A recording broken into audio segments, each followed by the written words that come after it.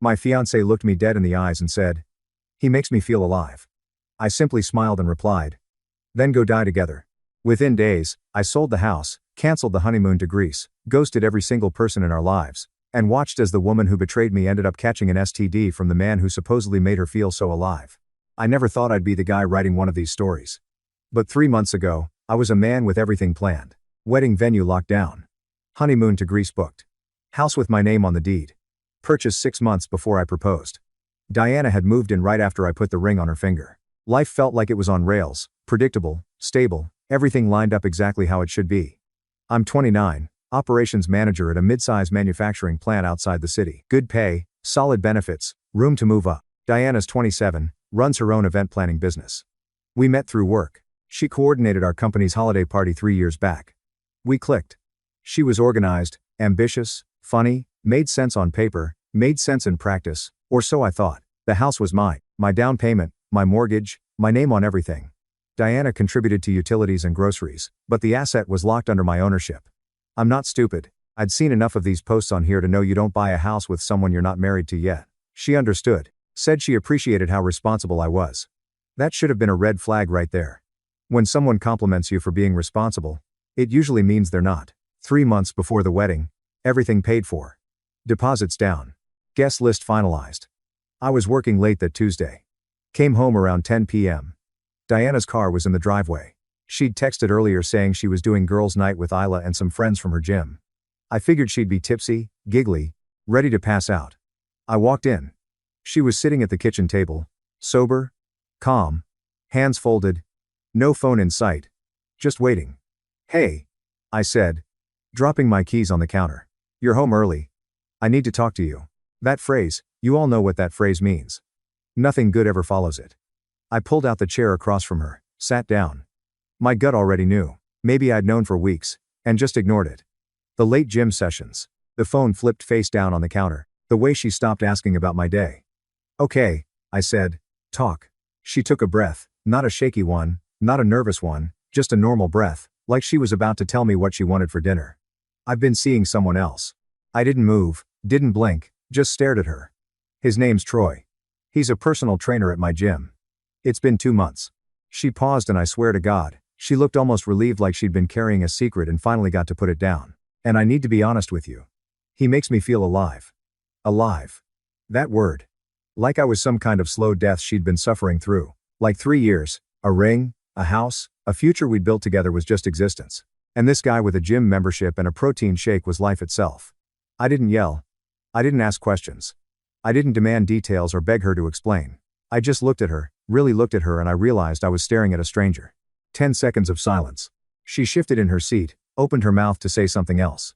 I spoke first, then "Go die together." Her face froze. "What?" "You heard me."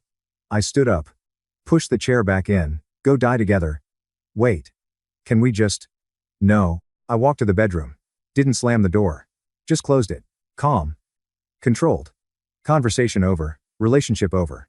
I heard her moving around in the kitchen. Heard the couch springs creak as she sat down. Heard her crying softly, though honestly, it sounded performative, like she expected me to come running out to fight for her, to play the role of the devastated fiancé begging for another chance. I didn't. I lay in bed staring at the ceiling. Didn't cry.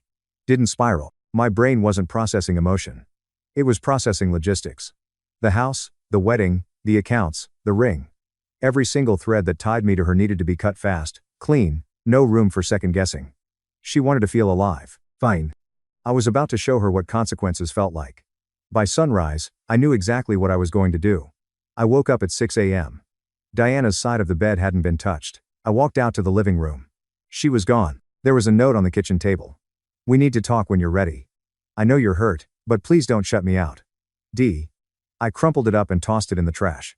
Coffee, laptop, spreadsheet. I opened Excel and started typing.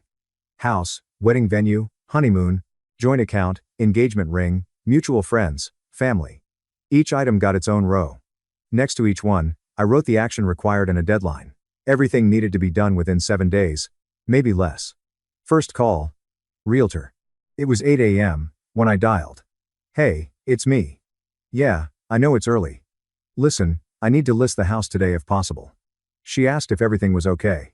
I said it was. She asked if Diana knew. I said it didn't matter. My name. My property. She paused, then said she'd have the paperwork ready by noon. I priced it slightly under market value. I wanted it gone fast. Losing a few thousand was worth the speed. 10 a.m. Called the wedding venue. Hi, I need to cancel the booking for October 12th. The coordinator sounded confused. Said we'd lose the deposit. I told her I understood. She asked if we wanted to reschedule. I said no. She asked if Diana knew.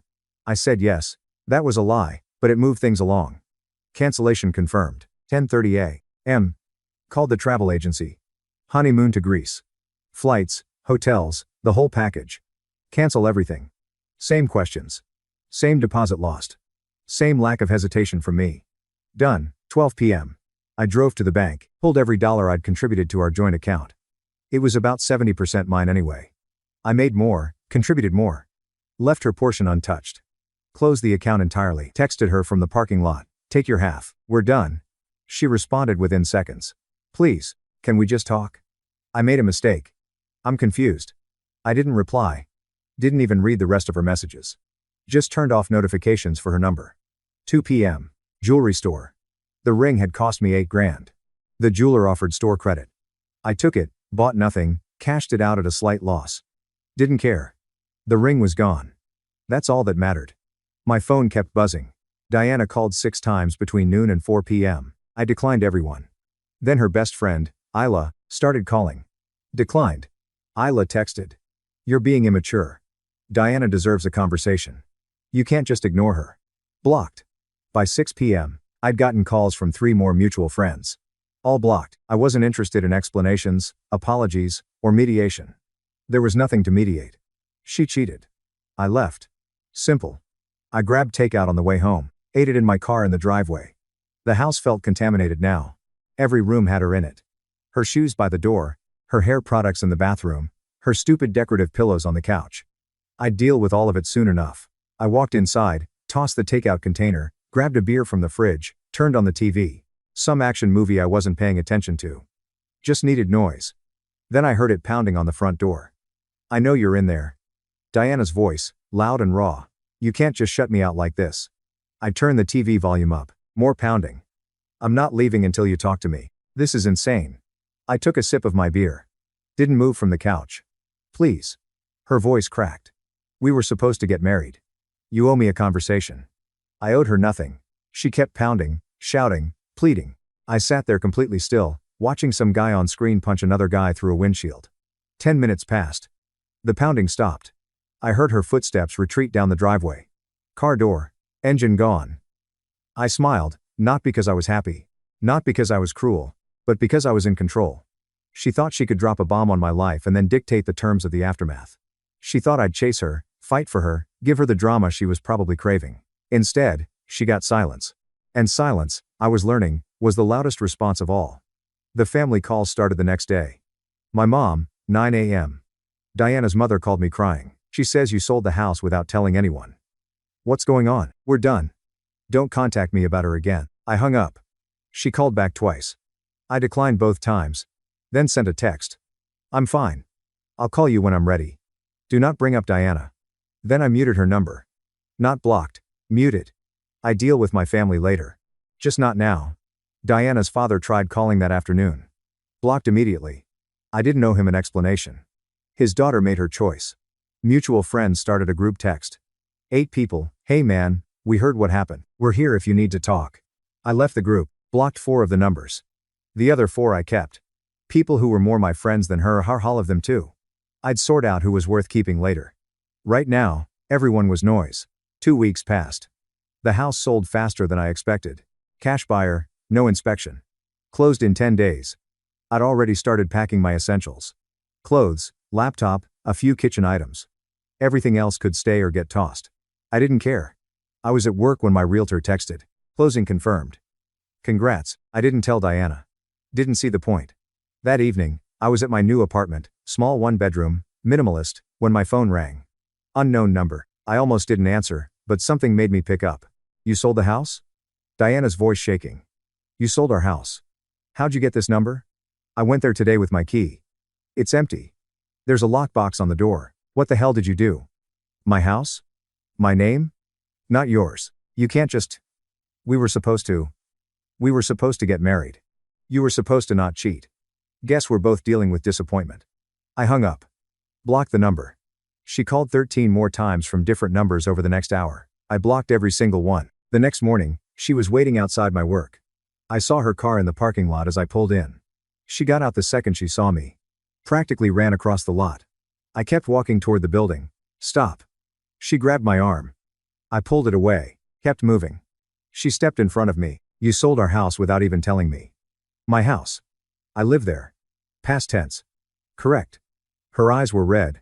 Makeup smudged. She looked like she hadn't slept. Part of me, a very small part, almost felt bad.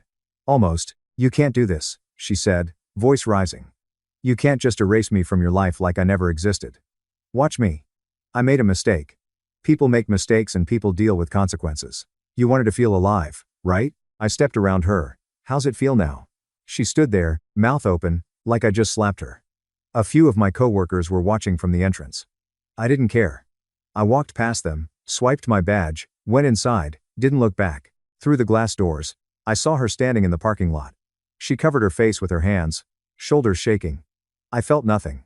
New apartment, new routine, gym at 6 a.m., work by 8 a.m., home by 6 p.m., meal prep on Sundays.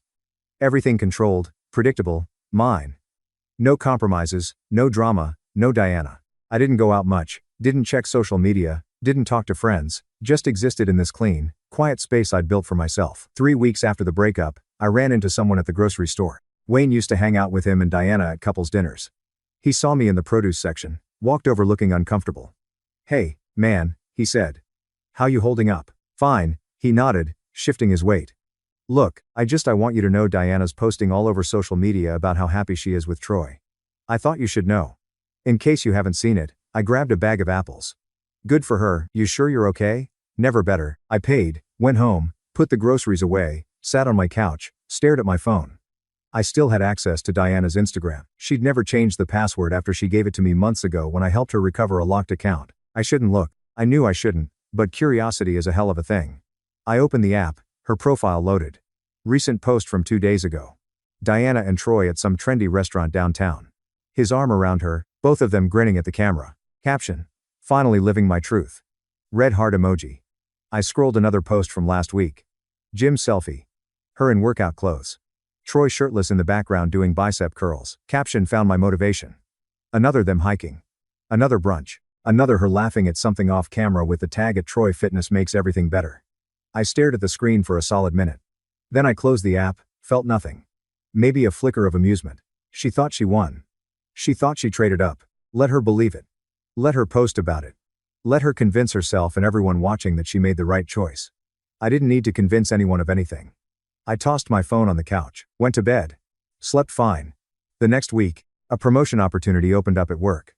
Assistant Operations Director. More responsibility, better pay, actual leadership role. I applied, spent my evenings updating my resume, prepping for the interview, stayed late at the plant to shadow the current director, asked questions, took notes, started running in the mornings, not jogging, running 5 miles, 6 days a week, pushed myself until my lungs burned and my legs screamed. Felt good, felt like control. Downloaded a dating app one night, scrolled through profiles for 10 minutes. Closed it. Wasn't ready. Didn't matter. I wasn't lonely. I was focused. 2 weeks later, I was at a coffee shop near my apartment.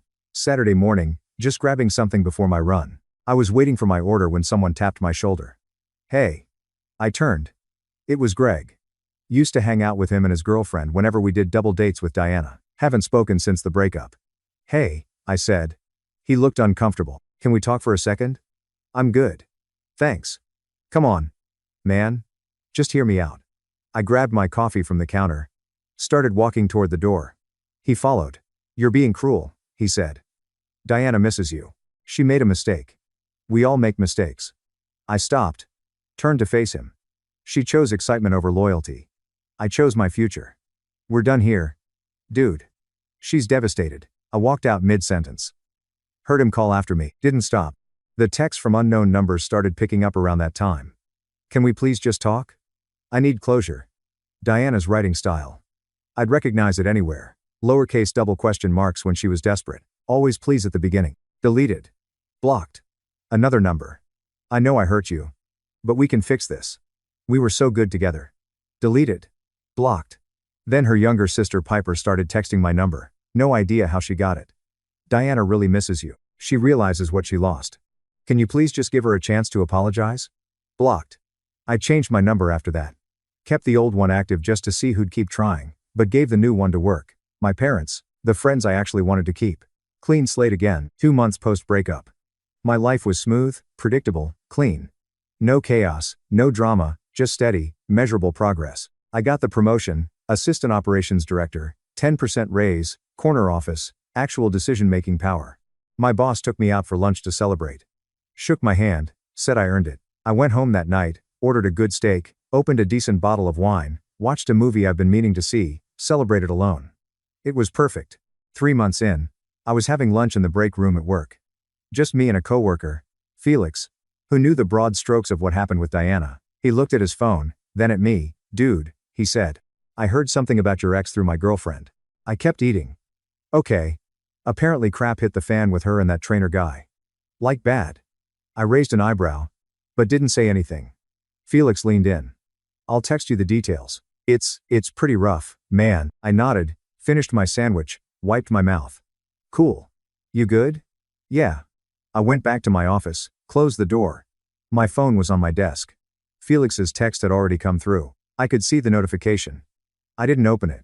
Just kept working, finished a report, reviewed some production metrics, responded to emails. 2 hours later, the notification was still there. I picked up my phone. I opened Felix's text. So, apparently Troy gave Diana chlamydia. She confronted him about it and he ghosted her, blocked her on everything. Now, multiple girls from the gym are coming forward saying he did the same to them. It's a whole mess. My girlfriend knows one of them. Thought you should know. I read it twice, processed it, then I smiled. Not a big smile, not a vindictive grin, just a small, quiet smile that no one else would have noticed if they'd been in the room. I set my phone down, went back to work, but that smile stayed with me for the rest of the day.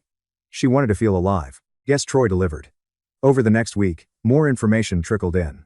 Not because I asked, I didn't, but because people couldn't help themselves. Mutual connections who hadn't been blocked yet would casually mention things. At the gym, at the grocery store, through coworkers who had girlfriends who knew someone who knew Diana, Troy had a reputation. Apparently, this wasn't his first time. 3 other women from the same gym came forward after Diana's situation got out. He'd sleep with clients, ghost them when things got complicated, move on to the next one. Classic playbook. Diana had to get treated. Blood tests, antibiotics, follow-up appointments. The whole thing went semi-public in our social circle because one of her friends posted something vague on social media about toxic men and getting tested and people connected the dots. Her event planning business took a hit. 2 clients backed out. I heard this from Wayne, who'd apparently stayed neutral and still talked to both of us peripherally. People didn't want their weddings associated with someone whose personal life was a disaster. Some of the mutual friends who'd sided with Diana started quietly reaching back out to me. Not apologizing directly, but testing the waters. I ignored most of them. Wasn't interested in I told you so or reconciliations. I didn't gloat. Didn't post anything. Didn't tell anyone outside the people who already knew. But when I was alone at night, lying in bed in my clean, quiet apartment, I'd think about it and feel satisfied. Not because I'm cruel. Not because I enjoyed her suffering. But because I was right. She chased a feeling. I protected my future. And karma did the rest. While she was dealing with doctors, regret, embarrassment, and a social circle that was slowly turning on her, I was untouched. Clean slate, no disease, no drama, no connection to any of it. The revenge was in the ghosting. Everything else, pure bonus. 4 days after Felix's text, my phone buzzed. Unknown number. I know I don't deserve your time, but I need you to know I'm sorry for everything. You were right about all of it. Troy was a nightmare. I should have never left you. I threw away the best thing in my life because I was stupid and selfish and I don't know what I was thinking. Please, can we just talk? I stared at the message, read it 3 times, then deleted it. Blocked the number. No response needed. Another text the next day. Different number. I'm not expecting you to forgive me. I just need you to know that I loved you. I still do and I'm so sorry. Deleted.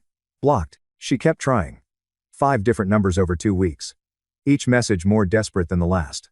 I blocked every single one without responding. I wasn't being cruel.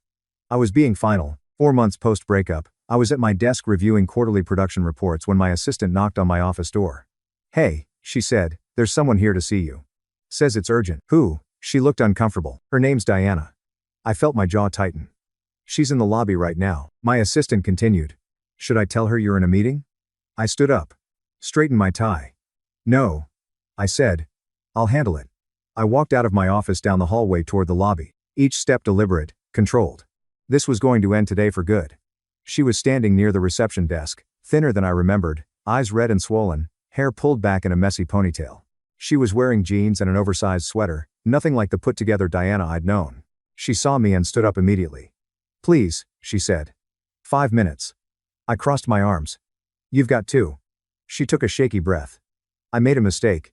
The biggest mistake of my life. Troy was a nightmare. Everything you probably heard is true. He gave me, her voice cracked. He gave me an STD, and when I confronted him, he blocked me. Just disappeared like I was nothing. I said nothing. I know what I did to you. She continued. I know I destroyed us. But you were my future. You were everything stable and real and good, and I threw it away because I was stupid and selfish and chasing something that didn't even exist. Still nothing from me. I'll do anything. She said, tears starting therapy. Whatever you need. I know I don't deserve another chance, but please, I'm begging you. Can we just? I raised my hand. She stopped. You told me he made you feel alive. I said, voice level. So, I'll let you go be alive with him. I didn't chase you. I didn't beg. I didn't fight for you. I just left. Because people who actually love you don't cheat. They don't blow up your life because they're bored or confused or whatever excuse you're using today. I know I'm not finished. My voice stayed calm, cold. When everything fell apart with Troy, that wasn't my revenge. That was just consequences. I didn't need to destroy you. You did that yourself. She stared at me, realization spreading across her face. I didn't warn you about him. I continued. I didn't interfere. I didn't care. Because the second you chose him, you stopped being my problem. And watching you learn that the hard way, I didn't plan that. I didn't cause it. I just wasn't there to catch you when you fell. But I love you, she whispered. No, you loved what I gave you. Stability, security, a plan, a future. But you didn't love me enough to protect it. So you don't get it back. You don't get me back. You get nothing. So that's it. Her voice rose. After 3 years, you just walk away like I meant nothing. I looked at her, really looked at her, and felt absolutely nothing. No anger, no bitterness, not even pity. I already walked away, I said 4 months ago. This conversation is just a formality. I turned and headed back toward the hallway. Please. She called after me. Don't do this. I didn't stop. Didn't look back. The door to the office area closed behind me, muffling her voice. My assistant stood near her desk, eyes wide. She's leaving, I said. If she comes back, call security. I walked back to my office, closed the door, sat down at my desk, exhaled. It was over. Finally, completely over. 6 months later, my life looked nothing like it did before. The apartment wasn't temporary anymore. I'd furnished it properly, minimalist, clean. Everything exactly how I wanted it. No compromises, no decorative pillows, no shared decisions. The promotion stuck. I was good at my job, got better at it. Started getting recruited by other companies. Turned down 2 offers because I liked where I was. Started dating casually. Nothing serious yet, but I wasn't closed off to it anymore. Met someone at a coffee shop. Went on a few dates. It didn't work out, but that was fine. I was in no rush. Ran into Isla at a bar downtown one night. She saw me, walked over, looked genuinely apologetic. Hey, she said, I just want to say I'm sorry for everything, for defending her, for giving you crap. I was wrong. I nodded. Appreciate that. You doing okay? Never better. She smiled. We talked for a few more minutes, then went our separate ways. No hard feelings, no drama. Just closure. I heard through Wayne that Diana moved back home with her parents. Still trying to rebuild her business. Still single, still dealing with the fallout of her choices. I felt nothing when I heard that. Not satisfaction, not vindication, just nothing. She wasn't part of my life anymore. Wasn't even a memory I thought about unless someone brought her up. I'm writing this now because someone asked me how I got over it so fast. How I moved on without falling apart. The answer is simple. I didn't stick around long enough to fall apart. She wanted excitement. I chose control. She chased a feeling. I protected my future. And when it all burned down, I walked away without a single scar. Karma did what I didn't have to. That's how you win. By not staying long enough to lose. Thank you so much for watching until the end. If you really like our videos, please don't forget to like, share, and subscribe. Have a great day.